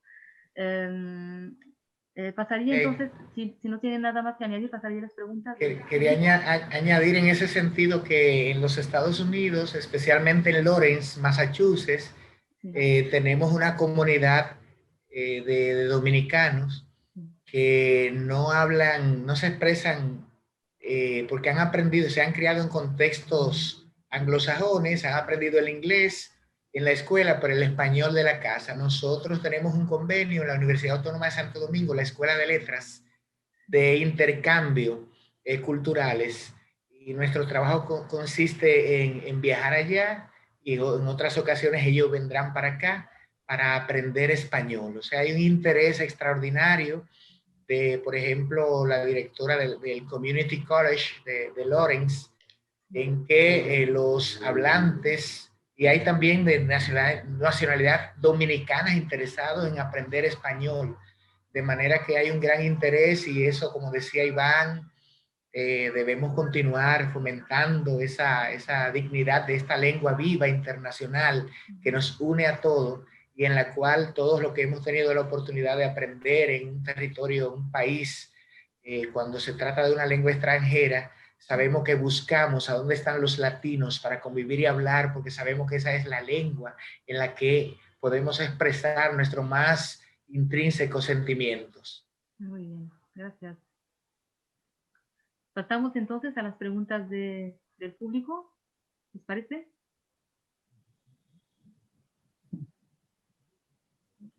Vale. Tenemos una pregunta de la embajadora Mabel Gómez Oliver, embajadora de México en Marruecos. Dice, es una pregunta para el doctor Hondo. Dice, el doctor Hondo mencionaba que el español que se habla en Guinea Ecuatorial tiene influencias de América Latina. Me gustaría conocer cuáles han sido los vectores de transmisión de estas influencias. ¿Han llegado a través de la migración latinoamericana, medios de comunicación, manifestaciones culturales? Se pregunta. Agradezco la pregunta. Yo decía que el español que se habla en Guinea Ecuatorial es fruto de la migración, primero de los misioneros, segundo de la sociedad civil en tiempos inmemoriales. Sin embargo, la afirmación mía no ha sido que tiene influencias del español de América Latina. Decía que en nuestro contexto sociogeográfico y sociopolítico estamos rodeados de países de influencia lingüística francesa, de influencia lingüística anglófona y de influencia lingüística luxófona, lo cual hace que en Guinea hayamos conservado el acento y sobre todo el contacto directo con la península, con Madrid.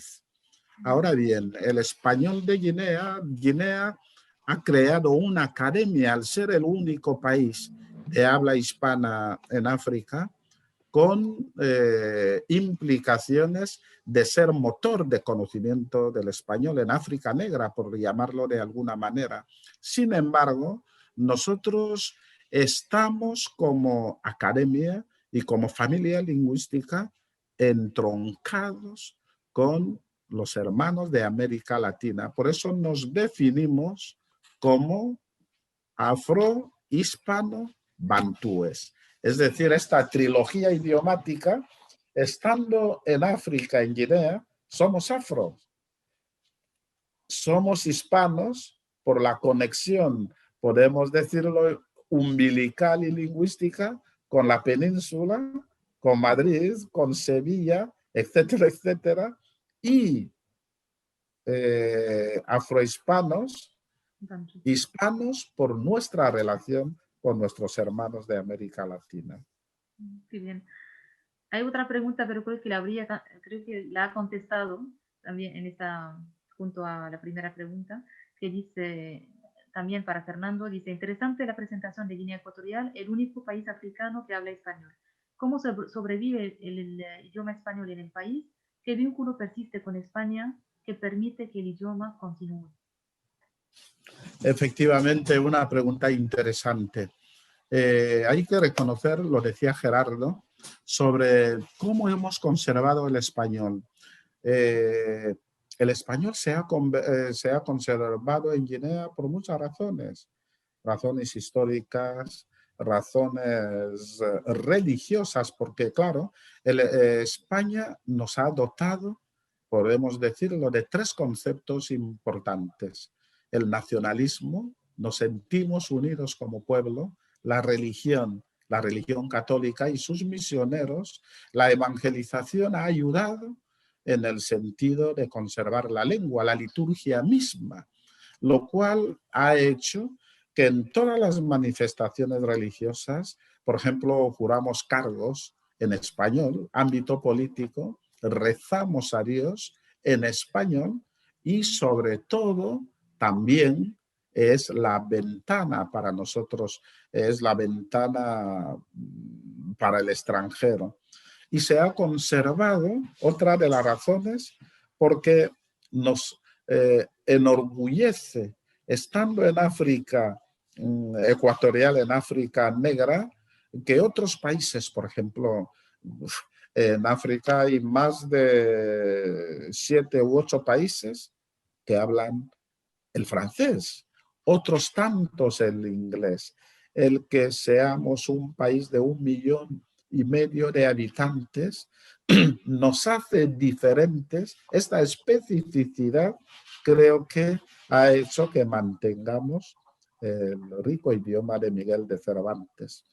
Decía Gerardo, hay un fenómeno en Guinea que para nosotros, lo de la formación. Por el boom del petróleo, Guinea en estos últimos años tiene riqueza natural, riqueza de bosque y riqueza de mar, del mar. Entonces hay muchos emigrantes en Guinea y muchos de nosotros les decimos, en lugar de hablar con el hermano que viene de otro país en español, nosotros desde la academia no vayamos a hacer que otros nos obliguen a hablar el idioma que no es oficial en Guinea. Yo creo que son razones, resumo, toda la temática de que el pueblo es muy religioso y reza, siente a Dios en español, ha hecho que mantengamos el idioma. El ser pocos, para no, en este sentido, no perdernos dentro del contexto nuestro, hemos mantenido el idioma. Ahora, las relaciones culturales con España no han sido, son relaciones como cualquier relación del, no quiero emplear la palabra colonizado, ¿no? Sin embargo, a nivel diplomático, sabemos que Guinea ha sufrido épocas de colonización, una época de dictadura atroz, lo cual ha hecho que siempre las relaciones diplomáticas fluctúen. Sin embargo, podemos decir que en este sentido, los dos gobiernos hacen que este vínculo cultural, este vínculo histórico y este vínculo social se mantenga incólume. Qué bien. Pues que se mantenga para muchos más años y siglos. Muy bien. Gracias. La última pregunta es para Gerardo y Iván. ¿Cómo respetar la diversidad de las representaciones identitarias fomentando la versión estándar?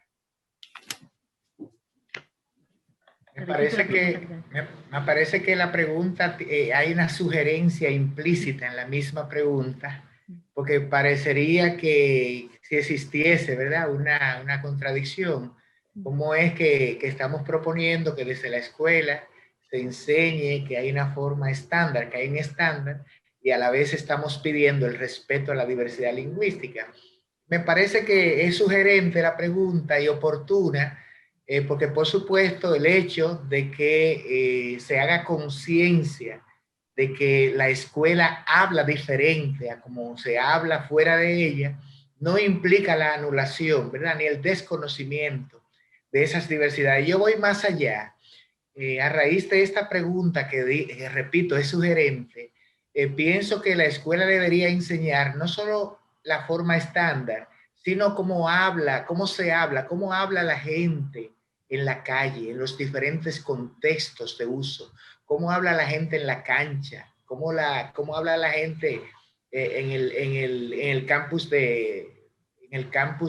vamos a decir, se me fue, cómo habla en el Play, cómo habla la gente de la calle, la gente popular. Debería enseñarse cómo se habla, por ejemplo, aquí en Santo Domingo, en República Dominicana, cómo hablan los cibaeños, cómo hablan los sureños, cómo hablan los metropolitanos, cómo el landacismo, que de hecho se enseña, ¿verdad?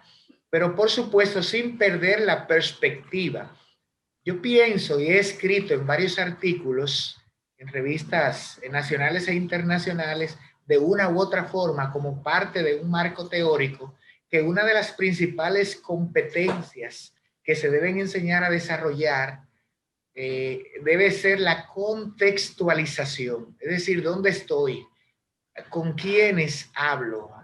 ¿Cuáles son mis objetivos y mis fines? Por supuesto, eso no significa que vayamos a perder nuestra identidad. Aquí comúnmente, históricamente, se critica en los medios de comedia, los comediantes, por supuesto, en toda parte del mundo las comedias son representaciones que caricaturizan, por así decirlo, la vida social, pero del dominicano que antaño, antes de la era del cibermundo, vamos a decir, antes de la posmodernidad, que viajaba, por ejemplo, a Estados Unidos o a Puerto Rico y ya venía con el cantadito, o iba a España, ¿verdad? Ya venía hablando con una Z, pues claro, pues aquí no se habla con Z. Entonces, esa parte de la identidad, eso no implica el hecho de que se enseñe que hay una forma, que la escuela habla diferente, que un profesional habla diferente, que si tú vas a México, a España, a El Salvador, a Guinea Ecuatorial, a cualquier otro país, hay una forma, hay unos registros lingüísticos que serán compartidos y que por tanto podrá ser entendido por estos hablantes. Eso no implica desconocer que hay formas de hablar que son culturales, que son locales, que son regionales, y entonces enseñar la lengua estándar implica también el respeto y el reconocimiento de esa diversidad, pero a la vez enseñarlo a contextualizar, es decir, el dónde, el cuándo, y también con razones, el porqué de cada uso. Muy bien, gracias. Es que Sí, esta pregunta era de Calleja, que no le entendía bien, pero ya, me imagino que con la respuesta que le ha dado ahora entendería muy bien la cuestión de una lengua estándar. Iván, ¿sí? Sí, bueno, realmente, como menciona Gerardo, es tan importante la forma y el contexto, por supuesto, el entorno, para expresar esta cosmovisión que nos une en esencia, en identidad, desde nuestra lengua. Y me parece que la cultura en general, la expresión artística es una beta muy importante, por supuesto, la educativa y la transmisión del lenguaje desde las aulas y especialmente desde las calles. Es decir, coincido totalmente, se tiene que vivir, como decía hace rato, el sentir el idioma, el llevarlo, por supuesto, por diferentes disciplinas. Me parece que la ciencia es muy importante y sobre todo el tener la memoria, es decir, la memoria, que es otro de los temas que tanto se ha reflexionado desde diferentes universidades y desde el Cervantes mismo, la memoria desde el español, la identidad que tenemos a través del español y abrirlo en ese sentido a estas nuevas formas de concebir el mundo, porque además el mundo ha ido cambiando, por supuesto, y al momento en que el mundo, con toda su dualidad y con toda la diversidad, va cambiando en todos los aspectos, también va cambiando la forma de definir los objetos que utilizamos, los dispositivos que utilizamos, los programas que tenemos en Internet, la misma red, y por ello es tan importante que el español adquiera un liderazgo desde la ciencia, la tecnología, la reflexión filosófica, sociológica, para llevar también la nueva denominación de diferentes elementos en español. Es decir, el español en toda su riqueza, en todo su esplendor, no solamente el cultural y el artístico, que es el que también se vive en las calles, en lo coloquial, sino también en la ciencia, la tecnología, y llevar esa bandera del español a la reflexión creo que es muy importante y es un gran reto del próximo siglo. Y bueno, ya casi para hacer este comentario, pues quería agradecer a la gente que nos está viendo, por supuesto, por la hora, especialmente quienes están del otro lado, como decimos en México, del otro lado del charco, pero quienes están en África, toda la gente, por supuesto, de Marruecos, muchas gracias, y de Guinea Ecuatorial, por supuesto, gracias, y hasta la bella isla de República Dominicana, gracias por vernos, y a México, gracias por sintonizarnos el día de hoy. Muy bien. Pues, digamos, ¿quería añadir algo, Fernando, antes de cerrar? Sí, y quiero aprovechar esta plataforma para decir que Guinea Ecuatorial, país que ama su lengua identitaria, decimos siempre que nuestro español ya no es español de España, sino nos define como pueblo.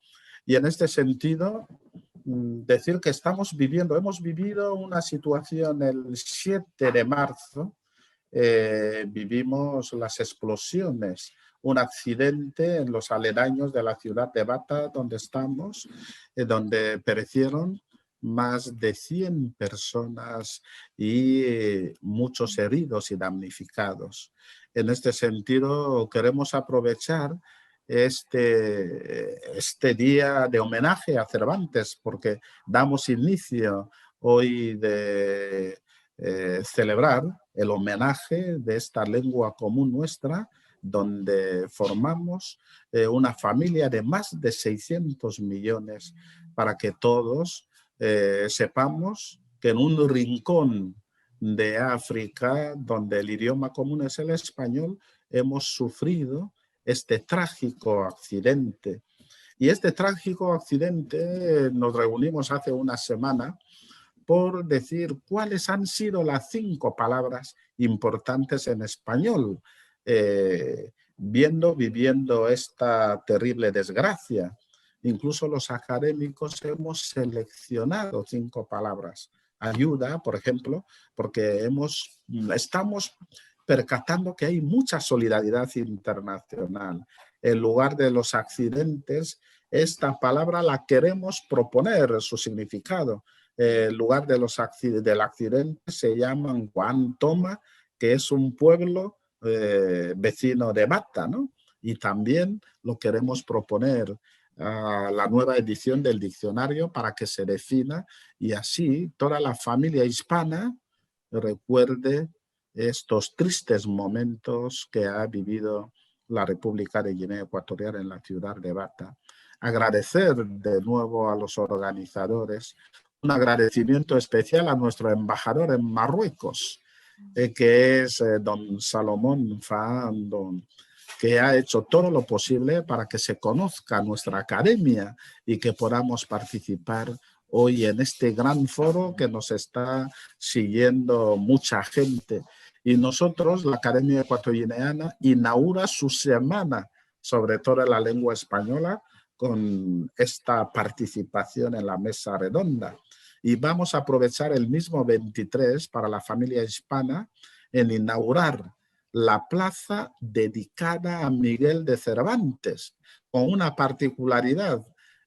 Miguel de Cervantes en la ciudad de Bata no va encima del caballo, sino de un cayuco, que es inculturar a Cervantes en las playas nuestras, porque Bata es la capital de la provincia del Litoral. Y homenajearemos con un galardón a una promotora del español en Guinea Ecuatorial, que es la primera dama de la nación. Ella está trabajando en todos los sentidos para que lo que ha preguntado a algunos de los que nos siguen, ¿cómo conservamos el español? Conservamos el español porque tenemos a nuestros, en este sentido, jerarcas que quieren mantener la identidad. Y una de ellas, que es la primera dama, le vamos a hacer académica de honor el día 23. Quería recordarles para que lo tengan en cuenta que el día de Cervantes, donde también preceptivamente solemos rezar por todos los escritores hispanistas fallecidos, una misa en honor a Miguel de Cervantes y a los escritores hispanos. Muchísimas gracias. Interesantísimo, Fernando. Gerardo, ¿quería añadir alguna palabra de despedida también? Agradecer sobremanera la invitación en nombre de la Escuela de Letras de la Facultad de Humanidades de la UAS por esta importante decisión, ¿verdad?, de tomarme en cuenta para que participemos junto a Fernando Ignacio y también a Iván Uriel Astacio y también a ti, como moderadora. Espero algún día poder, después de la pandemia, poder compartir en entornos presenciales, en algunas actividades de congreso, señor decano, allá en su universidad, Iván. Y es la Facultad de Humanidades también. Sí, nos sentimos contentos, los caribeños somos alegres, así, somos, bueno, Iván y lo sabe, creo que más que los demás. Nos gusta la bachata, el merengue, y nos gusta compartir, intercambiar y sobre todo aprender de las diversas culturas que se expresan a través de nuestra lengua española, la lengua de Cervantes y de muchos de nosotros. Yo creo que hay mucho todavía que podemos seguir haciendo, seguir aprendiendo y difundiendo desde la lengua española que nos une. Así es que, en definitiva, gracias inconmensurablemente grande por la invitación. Quiero saludar también a los profesores de la Escuela de Letras de la UAS que están siguiéndonos a través de la red social de Facebook. El profesor Juan Guerra, entre otros profesores, Aurelia Álvarez, etcétera, etcétera. Son más de 30 que se han conectado para seguir esta transmisión. Así que buenas noches ya de aquel lado y de este lado también. Muchísimas gracias. Muchísimas gracias, noches, Fernando. Muchísimas gracias, Gerardo. Muchísimas gracias, Iván y Uriel. La verdad ha sido un placer compartir esta noche con ustedes. Ha sido riquísimo el debate, el conversatorio. Y espero también, como ha dicho Gerardo, que nos encontremos la próxima vez en un encuentro presencial cuando se acabe la pandemia. Quería señalar aquí que la Semana de la Lengua Española, organizada por el Instituto Cervantes en Marruecos, no ha hecho más que empezar. Será una oportunidad para reunir a diferentes participantes españoles, latinoamericanos y marroquíes para reflexionar sobre el español, lo que es sin duda una gran oportunidad de conocimiento y desarrollo de líneas de investigación académicas, culturales y sociales en el futuro. De hecho, Iván ya ha anunciado algún tema, como el tema de género, que es el que más me gusta, y sería a lo mejor un próximo tema de debate alrededor del género y la lengua, o género y literatura, y en este caso literatura española. Estáis, los que nos están siguiendo y los participantes también nuestros, están invitados a disfrutar de las demás actividades organizadas en el marco de la Semana de la Lengua Española a lo largo de estos días de Ramadán. Y un placer y hasta la próxima. Gracias. Nos vemos. Un abrazo enorme. Gracias, gracias. Un abrazo. Un abrazo. Afectos. Bye bye. Buena presentación. Gracias. Cuídense mucho.